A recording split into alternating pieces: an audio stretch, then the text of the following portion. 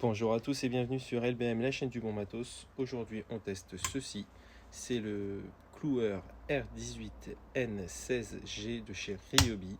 Sacrée bestiole, on va regarder tout de suite les caractéristiques de la machine. Alors comme je vous disais, c'est une sacrée bestiole, un truc bien lourd, bien robuste, bien costaud. Donc déjà, les dimensions de la machine. Donc en hauteur, on va avoir 33 cm à peu près, 31-33, et en largeur 35. Donc déjà c'est une grosse machine, donc qui va pas forcément être facile à manipuler, qui va pas passer partout, hein. C'est pas pour faire de la finition, c'est du gros, c'est du lourd. Tellement grosse que j'ai du mal à la faire rentrer dans la caméra. Bon, alors une caractéristique super importante, et alors là je pense qu'on va monter dans les tours, c'est son poids. Donc là il y a une batterie de 4 ampères. Attention. Ah tiens, je pensais que ça faisait plus. Ça fait 3 kg 560. Bon, bah, honnêtement, le ressenti dans la main, c'est quand même beaucoup plus que ça, hein. C'est vraiment, à bout de bras, c'est vraiment lourd, quoi. Le petit truc un peu bête, et c'est pas la première fois que j'ai ça sur une machine Ryobi, c'est que sans batterie, et ben, pas le poser, quoi. Là, il est un peu en équilibre. Ça tient, mais bon, c'est quand même pas très stable. Ni comme ça. Bon, comme ça, c'est pas la peine. Comme ça, peut-être. Non, ça, c'est pas la peine non plus. Donc voilà, pour le poser de façon bien stable, il vaut mieux lui mettre une batterie. Au moins, là, ça bouge plus. Déjà, petit truc intéressant, il y a un petit clip ceinture. Donc ça va vous permettre de l'attacher à la ceinture pendant que vous bossez. On a ici un petit bouton qui va nous permettre de sélectionner entre le mode normal ou le mode rafale. Donc le mode rafale, ça va être pour enchaîner vraiment le clouage, et le mode normal, en fait, on va mettre un clou par un clou.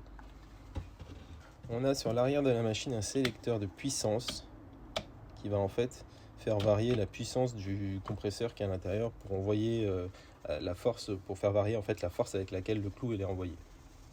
On a sur le côté de la machine une petite molette qui nous permet de régler aussi la force de frappe.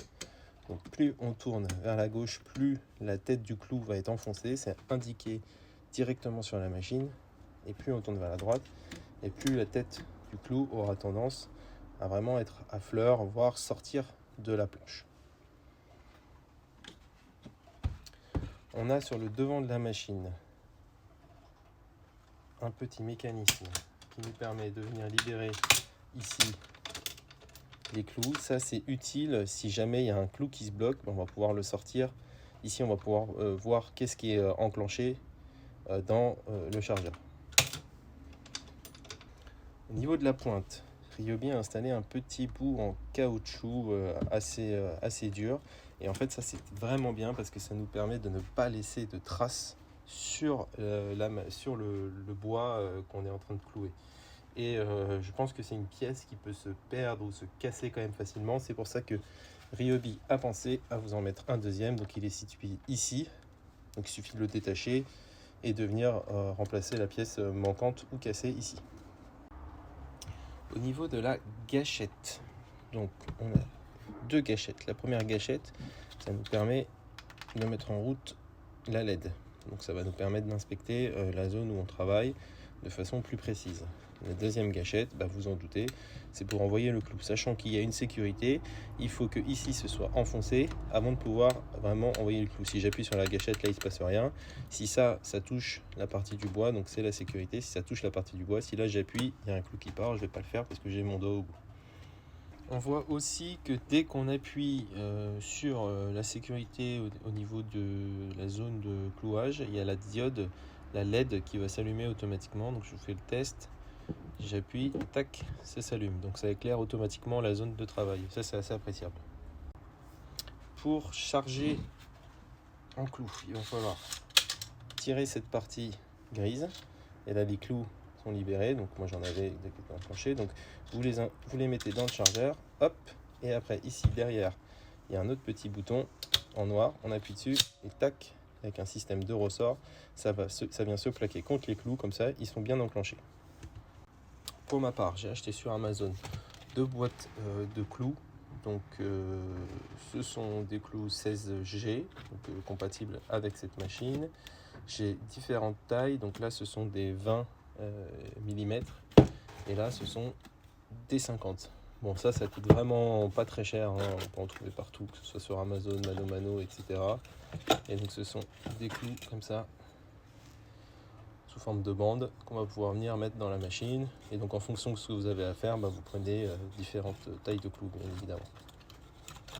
Ce qui est bien, c'est que Ryobi a mis une étiquette sur la machine pour ne pas oublier quel type de clou on doit utiliser. Donc ce sont des clous 16G, donc d'un diamètre de 1,6 mm. La longueur minimum qu'on peut utiliser, c'est 19 mm et maximum 65 mm. C'est une machine qui vaut relativement cher puisqu'elle est à plus de 200 € sur différents sites, Mano, Amazon, etc. Moi, j'ai eu la chance de l'acheter en occasion, donc je l'ai payé que 150 €. J'ai pas l'habitude d'acheter des outils d'occasion, mais là, je pense que c'était une affaire vu son état et vu le prix de la machine. Donc, ça veut dire que pour ce test, je n'ai pas de boîte à vous présenter, je ne sais pas dans quel type de boîte elle vient, avec quel accessoire d'origine, puisque j'ai vraiment acheté le pistolet couleur exactement comme ça, sans batterie évidemment, à ce prix-là. Mais voilà, je l'ai vraiment eu comme ça, 150 € en occasion sur le Bon Coin. Il faut vérifier sur le Bon Coin, il faut se mettre des annonces, des alertes, et puis on tombe parfois sur de bonnes affaires. Je vous fais quelques images de la machine comme j'aime bien les faire. Si t'aimes pas ça, tu passes directement à la partie test.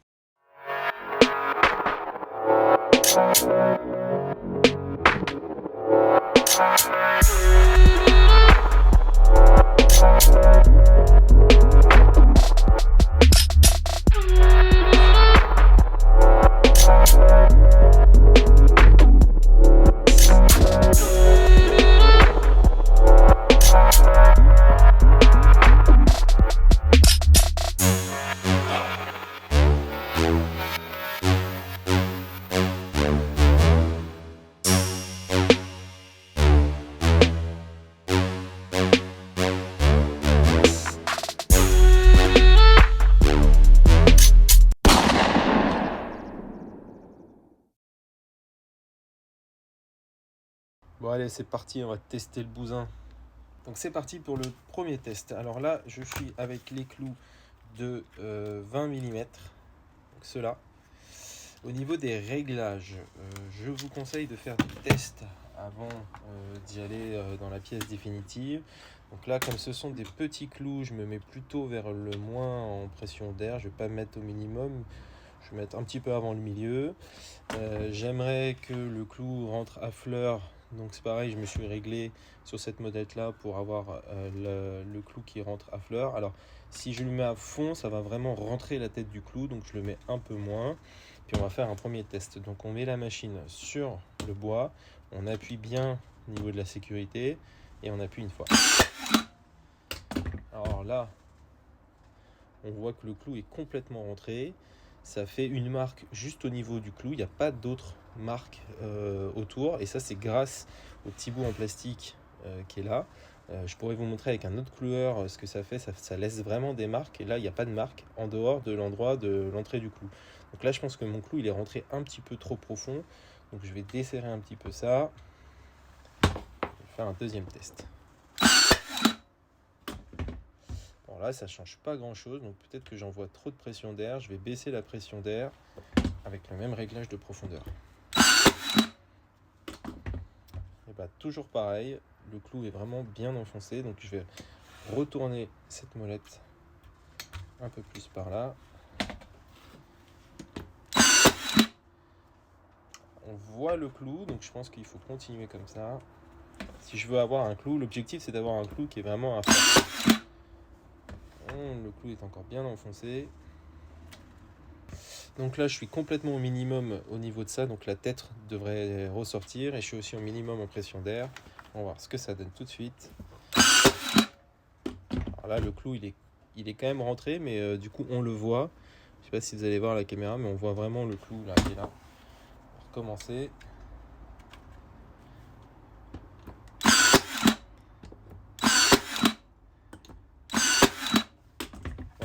là j'ai trouvé mon réglage parce qu'on voit vraiment la tête des clous. Voilà, là on voit mieux. Là vous voyez bien la tête du clou ici, alors que les tests d'avant, le clou était complètement enfoncé.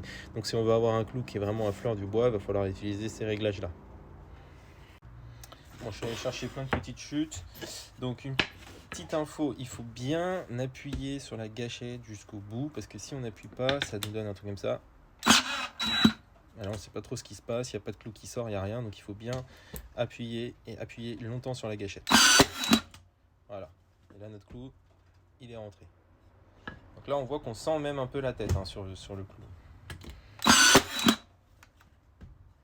J'ai l'impression que si on exerce une pression plus importante sur le pistolet, voilà, le clou il rentre plus, donc il faut gérer ça aussi, il faut juste appuyer, il ne faut pas mettre de pression sur le pistolet, il faut juste appuyer, laisser le poids de la machine en fait. Voilà, là j'ai mal fait, je recommence, voilà, et en laissant juste le poids de la machine, on a le clou, la tête du clou qui est vraiment à fleur. Donc on va tester maintenant le mode rafale. Donc là je suis en mode séquentiel, en mode normal, donc je vais laisser le poids de la machine appuyer sur la gâchette, et vous voyez, si j'essaye en laissant la gâchette appuyée, si j'essaye d'aller mettre autre part, il ne se passe rien. Donc maintenant je passe la machine en mode rafale, et vous allez voir que du coup je vais toujours encore une fois laisser le poids de la machine, appuyer sur la gâchette, laisser la gâchette enfoncée, et je vais pouvoir clouer plusieurs fois en relevant la machine et en remettant le poids de la machine sur la planche. Allez, c'est parti. Voilà. Donc là, vous avez vu, je laisse la gâchette enfoncée. Je ne sais pas si on voit bien. Je vais monter un peu. Voilà, là on verra mieux. Je laisse la gâchette. Ce qui se passe, c'est ici. Là, je laisse la gâchette enfoncée.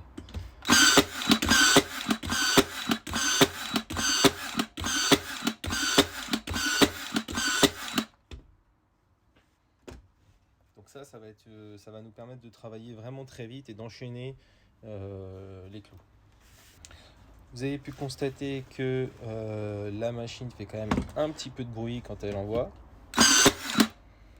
Donc si vous devez travailler pendant une longue période avec, je vous conseille quand même peut-être de porter une protection auditive. Au niveau des autres protections, comme je le disais, c'est une machine d'occasion, j'ai pas la notice. Il faudrait que je regarde sur le site de Ryobi pour la télécharger, ce qui préconise. Je suis pas certain de l'utilité d'avoir des gants pour une machine comme ça, étant donné qu'on met jamais les mains au niveau de la zone de travail. On va pas aller mettre sa main ici et clouer, etc. et clouer à côté. Et de toute façon, je vois pas ce qu'un gant pourrait apporter comme protection. Si le clou touche malheureusement votre main, c'est pas le gant qui va arrêter le clou. Donc bon, je suis pas sûr pour les gants. Si vous le savez, je vous laisse me dire en commentaire si vous pensez qu'il faut mettre des gants. Pareil pour la protection des yeux, bon, on est quand même assez loin. Projection d'un clou, je sais pas si ça peut vraiment arriver. Pourquoi pas mettre des lunettes. De toute façon, on n'est jamais assez protégé. Ça peut pas faire de mal de mettre des lunettes aussi. Je vous fais encore un petit test avec des clous de 50, donc des coups plus longs. Donc là, ce sont des clous qui sont quand même beaucoup plus longs que ceux d'avant. Je vais laisser exactement les mêmes réglages. Je pense que le clou va pas bien s'enfoncer parce qu'il n'y aura pas assez de pression de l'air. On va essayer. Voilà. Donc là, ce qui s'est passé clairement, c'est que la tête du clou, elle est complètement sortie. Elle n'est pas complètement rentrée dans le bois, donc ça ne va pas du tout. Donc on va augmenter la pression de l'air. Et on recommence. Voilà. Là, on est quand même beaucoup mieux. On a la tête qui ressort encore un petit peu. Donc là, je pense qu'il faut changer le réglage de profondeur. J'augmente la profondeur de frappe. Là, je l'ai peut-être un petit peu trop augmenté parce que du coup, c'est complètement rentré dans le bois. Donc, je vais diminuer un petit peu. Essayer d'obtenir. C'est pour ça que je vous dis qu'il faut peut-être. Oui, c'est pas bon encore. D'après moi, il faut tester sur des chutes de bois avant de se lancer, hein, parce que sinon, voilà. Bon, là, on est bien. La tête du clou, elle est à ras du bois. Voilà. Donc, on voit que sur ces clous, sur des clous, bon là, je sais pas, ça a cloué, ça passe à travers, hein, pas de problème. Vous voyez que voilà, il n'y a pas de problème sur les clous aussi. Voilà. Bon, là, ça bougera plus. Bon, les derniers petits tests, parce que après j'arrête, parce qu'après sinon je vais passer tous mes clous. Donc on va simuler la pose d'un bardage, donc j'ai des chutes d'un bardage que j'ai mis sur mon atelier. Donc on va imaginer que ce sont nos motons en bois, et on va venir faire ça vraiment à la va-vite, hein, sans règle, sans rien. Donc là j'ai remis les petits clous, on va clouer ici. Tac. Normalement ça se cloue pas là le bardage, mais c'est pour l'exemple. Hop. Et ainsi de suite, on va venir envoyer notre structure. Alors le bardage, moi je l'ai cloué au niveau des rainures, hein, parce que là je laisse des traces dans le bois et tout, c'est pas du tout joli, c'est pas comme ça qu'on fait, hein.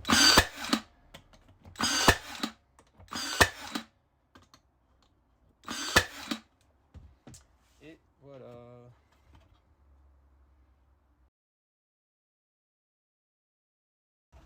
La conclusion sur cette machine, eh ben, j'en suis vraiment très content. Ça me change la vie. Avant j'utilisais un cloueur avec mon compresseur, donc ça m'obligeait d'avoir le câble du compresseur, etc. C'était vraiment pas pratique. Là avec la batterie, ben, on est libre, hein, quoi. On bouge, on va dans le jardin, on fait le bardage, on fait tout ce qu'on veut, c'est vraiment génial. Point négatif, c'est lourd, c'est quand même très lourd à utiliser à bout de bras toute la journée. C'est quand même une sacrée machine. C'est encombrant, ça passe pas dans les petits endroits, donc voilà, il va falloir trouver une autre solution si vous avez besoin de clouer dans des petits espaces.